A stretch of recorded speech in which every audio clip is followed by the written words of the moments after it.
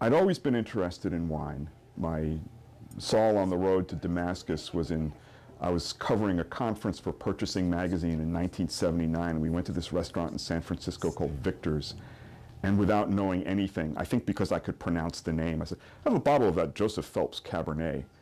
And I'd had wine, but I really hadn't paid attention to it. And this just, I don't know what happened, but some light bulb went off, and it was like, wow, this is great.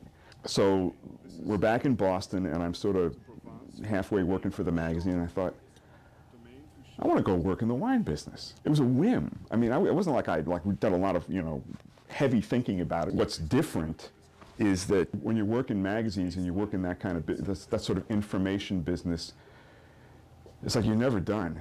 When I start working on a story, the story is with me, like, for all my waking hours.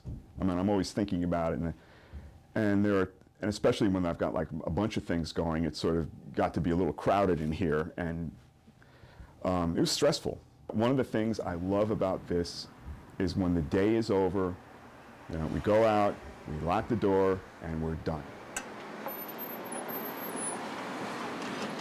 Removing the fingerprints of yesterday to prepare for the fingerprints of today. This is the thing that surprised the hell out of me. I like all of it. I like the whole thing. I like washing the windows.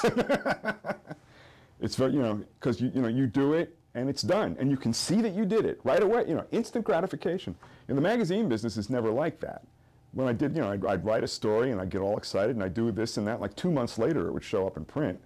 And by then, it's like, oh, yeah, well, that was 2 months ago. And here, the really crazy stuff is when somebody comes into the store and says, you know that wine you sold me last week? And you go,